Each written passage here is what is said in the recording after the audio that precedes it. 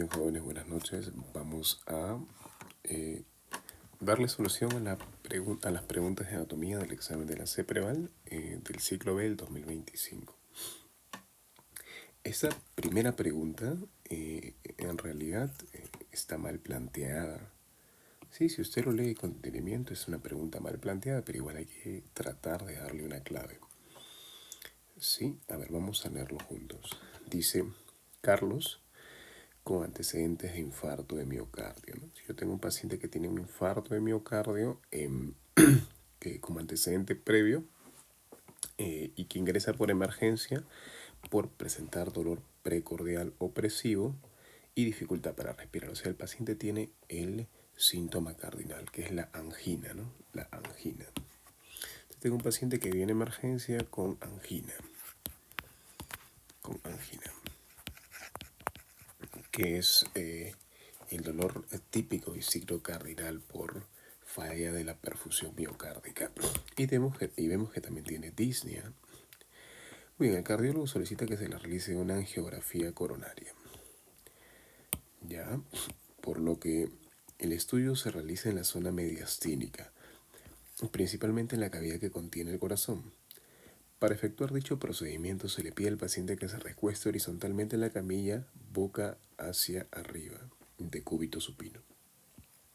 Se detecta que las propiedades de los nervios cardíacos se encuentran normales. Sin embargo, hay una conjunción adversativa, se programa una cirugía cardíaca. Ya. Indica qué tipo de examen ayuda al diagnóstico se le solicitó al paciente para la angiografía coronaria. Te piden qué tipo de examen de ayuda al diagnóstico se le solicitó al paciente para la angiografía coronaria. No es claro, ¿no?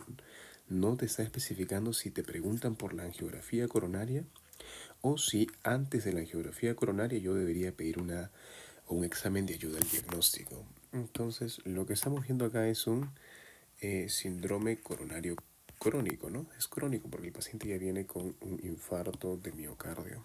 Si yo le haría un electrocardiograma de 12 derivaciones, podría encontrar ondas Q patológicas, por ejemplo, ¿no?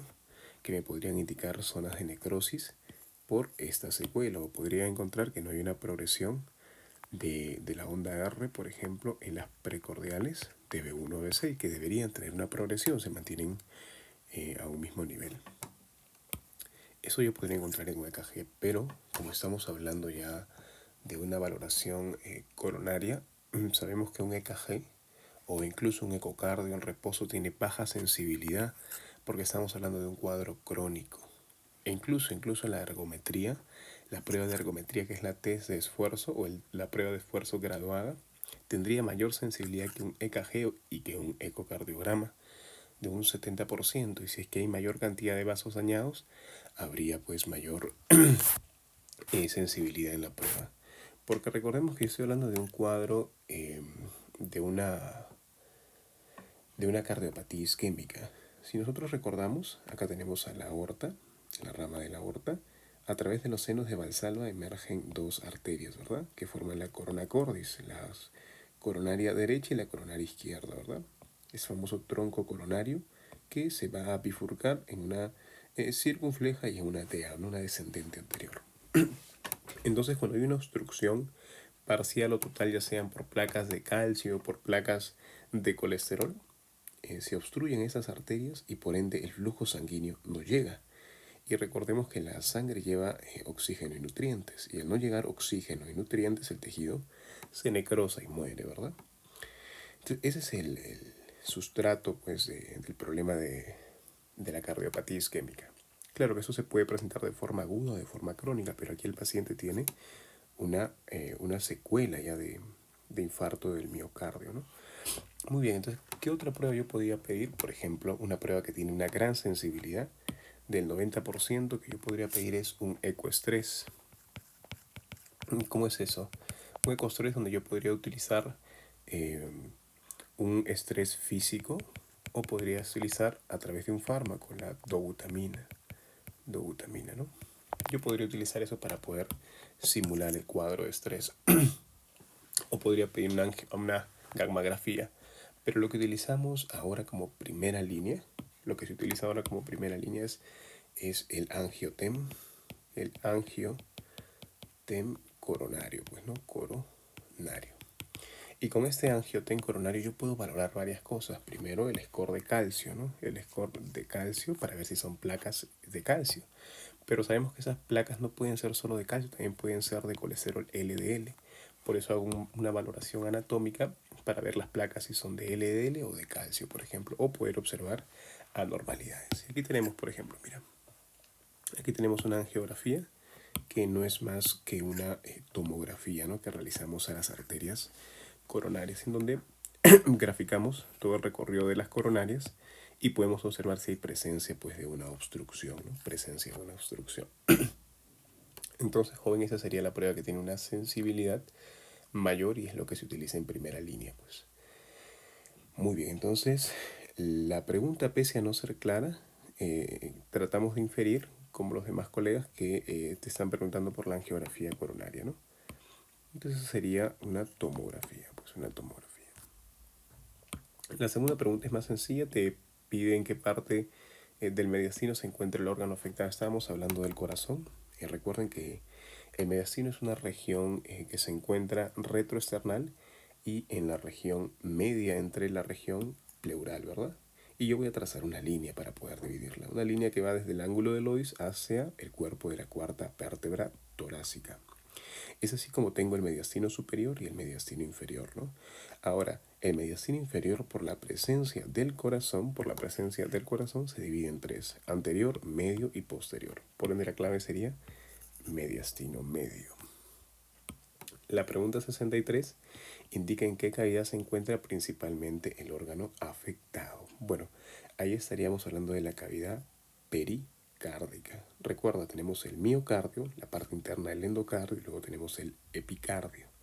Ahora, recuerda que el corazón está cubierto por un pericardio, y este pericardio es fibroso seroso. Y el seroso es el que tenía dos hojas: visceral, que era el epicardio, y la hoja parietal pegada a la pared. Entonces aquí la clave sería cavidad pericárdica. Señala en qué posición se encontraba el paciente. Bueno, era una posición de cúbito supino, ¿no? Ya le hemos dicho, de cúbito supino, esa sería la posición. Echado boca arriba de cúbito supino. 65 indica la propiedad que no es característica de los nervios cardíacos. A ver, los nervios tienen propiedades de excitabilidad, sí, conductibilidad, transmisibilidad y plasticidad. Es correcto. Pero hay algo que no corresponde aquí, que es la contractibilidad, que esa es una propiedad del corazón, del músculo cardíaco. Cuando habíamos estudiado fisiología cardíaca, habíamos visto automatismo como la capacidad de producir su propio potencial de acción. Y aquí teníamos, por ejemplo, un potencial de acción rápido, por ejemplo, de los miocitos de las células cardíacas, en donde teníamos un potencial en reposo de menos 90 milivoltios, una fase de despolarización, de repolarización parcial, la fase de la meseta donde hay un ingreso de calcio, y la repolarización tardía. Y un periodo refractario absoluto, en donde no puede haber otro estímulo que genere otro potencial de acción, y un periodo refractario relativo, en donde ya puede generarse otro potencial de acción. Aquí sí. La siguiente era el ionotropismo, que es la fuerza de contracción; el cronotropismo, que es la frecuencia cardíaca; el vasmotropismo, que es la excitabilidad; el drosmotropismo, que es la conductibilidad; y el lucitropismo, que es la relajación. Entonces, la contractibilidad no sería una propiedad del nervio cardíaco. Y la siguiente pregunta es: Piero es un estudiante de nivel secundario. Durante su entrenamiento futbolístico sufrió una caída, por lo que es llevado a la urgencia al centro de salud de Pilcomaga. Él refiere un dolor intenso a nivel del antebrazo derecho a causa de la fractura. Ya es el antebrazo derecho por una fractura. Su médico tratante refiere que los potenciales de acción de los nervios están alterados. Sin embargo, realiza dos observaciones en la neurona a través del voltímetro. En la primera, observa el inicio de la propagación del impulso nervioso, y en la segunda, la hiperpolarización del nervio. Luego de la intervención quirúrgica se observan células formadoras del hueso que sintetizan y secretan fibras colágenas y otros compuestos orgánicos que van constituyendo o construyendo la matriz osteoide. La primera pregunta: bueno, ¿Qué hueso se encuentra fracturado? Si recordamos, el esqueleto apendicular está constituido por los miembros superiores e inferiores. Tenemos el miembro superior con 32 huesos, tenemos a la cintura escapular, el brazo, el antebrazo y la mano, ¿verdad? Me están hablando, aquí mira, me están hablando del antebrazo derecho. Por ende, ¿qué tipo de huesos son? Largos. ¿Por qué? Porque predomina la longitud en comparación a sus otras dimensiones. La siguiente pregunta es 67. Señale qué parte de la neurona describe el médico en su primera observación. Ya mira, y acá tenemos que volver a leer la pregunta. Dice, él refiere dolor intenso a nivel del antebrazo derecho a causa de la fractura. Su médico tratante refiere que los potenciales de acción de los nervios están alterados. Ya, hay un potencial de acción del nervio que está alterado a causa de la fractura. Tal vez hay una compresión nerviosa, sin embargo, o una conjunción adversativa. Realiza 2 observaciones. Hasta ahí solamente me ha dicho que hay un dolor intenso a nivel del antebrazo derecho a causa de la fractura. Entonces, sin embargo, me dice que hay 2 observaciones.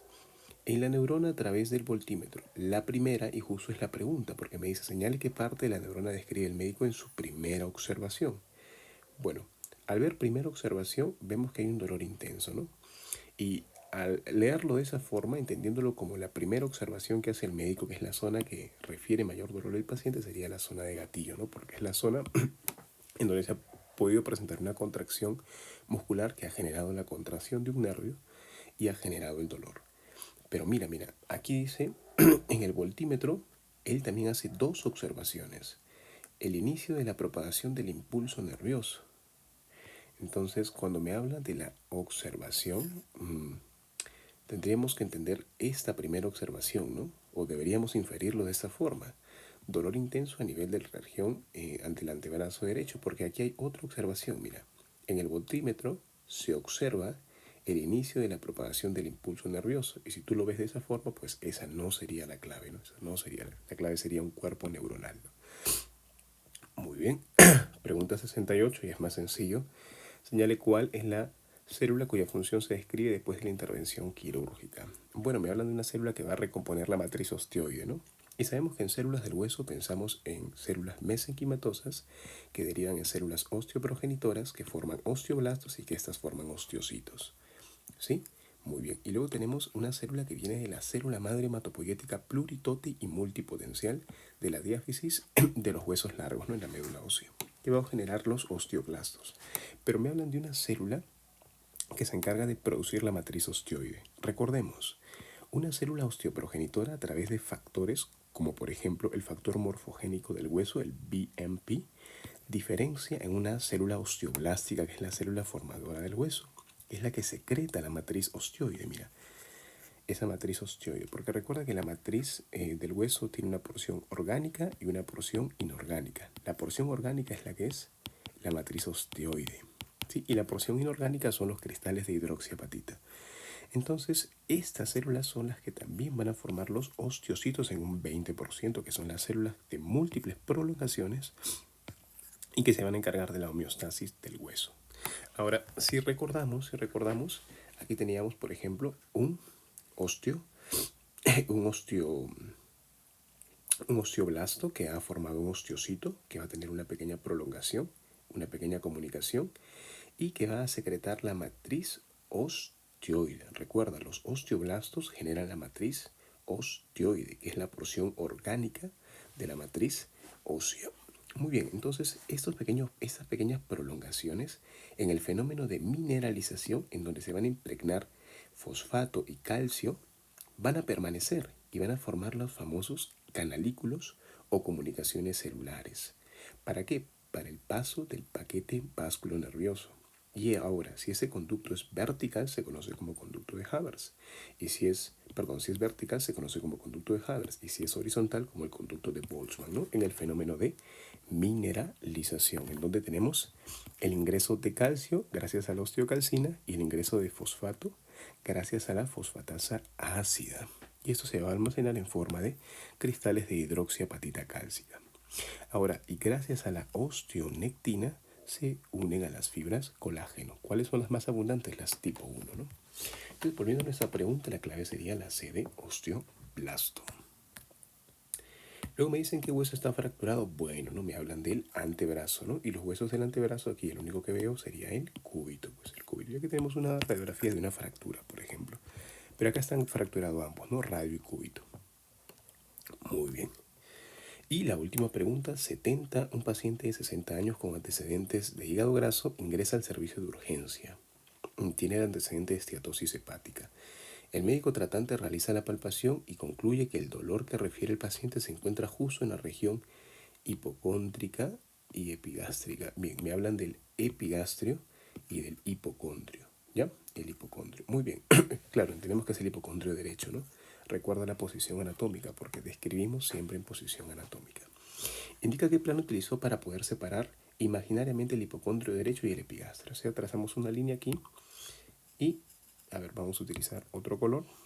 Trazamos una pequeña línea acá, un poco más grande, una pequeña línea acá, y me dicen cuál es el plano que utilizó para poder separarlos. En el tema de planimetría, que en donde utilizamos comparaciones geométricas, hablamos de ejes y planos, ¿no? Aquí nos están preguntando por un plano. Muy bien, nosotros entendemos que el plano sagital es el que divide, en una región derecha y en una región izquierda, ¿verdad? Pero aquí no podemos marcar sagital, sino marcaríamos el plano parasagital, ¿no? Paralelo al plano sagital, parasagital, esa sería la clave. Muy bien, jóvenes, muchas gracias, espero le haya ido muy bien en su examen. Y recuerde, el tiempo es inexorable y no se puede detener, así que tiene que aprovecharlo.